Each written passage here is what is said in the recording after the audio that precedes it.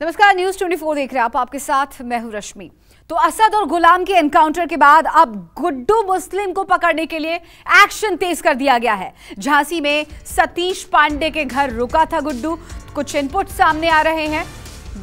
मुस्लिम सतीश पांडे के साथ पुलिस पर छापेमारी की कर रही है। बता दें आपको कि लगातार अब इस तरह की खबरें निकलकर सामने आ रही कि गुड्डू मुस्लिम कहां हो सकता है, तो छापेमारी शुरू कर दी गई है। परीक्षा पावर प्लांट के पास सतीश के घर रुका था गुड्डू।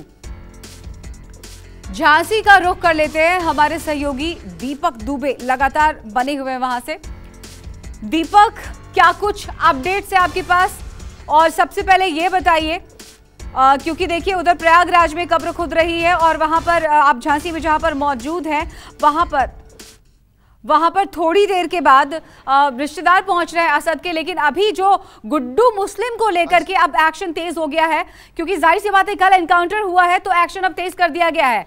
अब गुड्डू मुस्लिम से जुड़े कई इनपुट सामने आ रहे हैं। क्या कुछ अपडेट्स है आपके पास?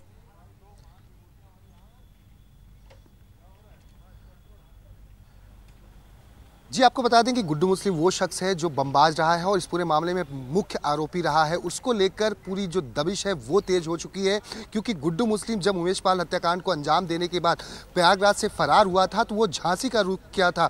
और झांसी में रुख करने के बाद यह आपको बता दें कि झांसी में जहाँ पर अतीक के बेटे और गुलाम को शूटआउट में मारा गया है, वहाँ से कुछ ही दूरी पर चिरगांव नामक एक इलाका है। वहाँ पर सतीश पांडे नामक एक शख्स के घर में जाकर गुड्डू मुस्लिम रुका हुआ था और गुड्डू मुस्लिम उसके घर में रुका हुआ था सतीश पांडे के। सतीश पांडे एक खनन माफिया के संपर्क में था। खनन माफिया के कहने पर सतीश पांडे ने गुड्डू मुस्लिम को अपने घर में रुकाया हुआ था। लेकिन यूपी एसटीएफ जब घटनाक्रम हुआ उमेश पाल का प्रयागराज में, उसके बाद से ही वो एक्टिव हो गए। गुड्डू मुस्लिम की तलाश शुरू हो चुकी थी। ये भनक गुड्डू मुस्लिम को लग गई और वो सतीश पांडे के घर से दूसरे दिन वहां से चकमा देकर भागकर निकला, क्योंकि यूपी एसटीएफ लगातार दबिश दे रही थी। और वही घटनाक्रम एक बार फिर से, जिस तरह से 2 दिन पहले चाहे गुलाम की बात की जाए चाहे असद की बात की जाए, तो वही चिरगांव और वही परीक्षा टनल वाला जो इलाका है जहां पर इस पूरे शूटआउट को अंजाम दिया गया, वहां पर भी ये दोनों गए हुए थे। तो ऐसे में खनन माफिया के कहने पर सतीश पांडे ने जो गुड्डू मुस्लिम को पनाह दी थी, उस मामले में यूपी एसटीएफ पूछताछ कर रही है।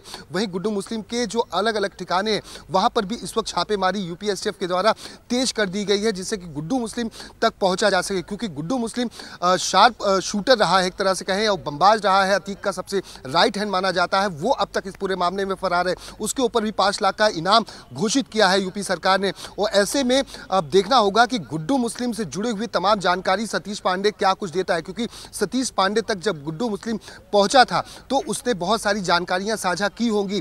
आखिर वो जब झांसी पहुंचा और उसके बाद जैसे भाग कर गया तो कहाँ गया, इस मामले में सतीश पांडे को जानकारी रही होगी। यही वजह कि सतीश पांडे से इस पूरे मामले में यूपी एसटीएफ की पूछताछ की जा रही है। तो दूसरी तरफ आपको बता दें कि जो खनन माफिया है उससे जुड़ी जानकारियां इकट्ठा की जा रही हैं और गुड्डू मुस्लिम के अलग अलग ठिकानों पर भी लगातार छापेमारी की जा रही है। जी, जाहिर सी बात है कि अब कवायदें तेज हो गई हैं, क्योंकि किसी को भी बख्शा नहीं जाएगा। आइए अब आपको बताते हैं कि अतीक अहमद के गैंग के गुर्गों की क्या स्थिति है, क्या हालात हैं, किसका पुलिस ने शूट आउट में एनकाउंटर कर दिया है, कौन फरार चल रहा है और किसकी तलाश जारी है, या यूं कहें अब किसकी बारी है। तो अतीक गैंग के बारे में हम आपको एक एक करके डिटेल बताते हैं, किस किस का डे एंड हो चुका है। तो सबसे पहले बात असद की। अतीक का बेटा है, एनकाउंटर में ढेर हो चुका है, खात्मा हो चुका है असद का। गुलाम रसूल दरअसल शूटर है, एनकाउंटर हो चुका है इसका। अब बात अरबाज की। अरबाज ड्राइवर है जिसने गाड़ी चलाई, एनकाउंटर हो चुका है इसका भी। उस्मान चौधरी शूटर, एनकाउंटर में इसका भी खात्मा हो चुका है। सदाकत प्लानर माना जा रहा है, यानी कि साजिशकर्ता, गिरफ्तार हो चुका है। और गुड्डू मुस्लिम बमबाज अभी भी फरार चल रहा है। इस पर भी कभी भी घास गिर सकती है, क्योंकि कवायदें तेज कर दी गई है, एक्शन तेज कर दिया गया है। या तो ये आत्मसमर्पण करे या तो उसका भी हो सकता है यही हश्र हो।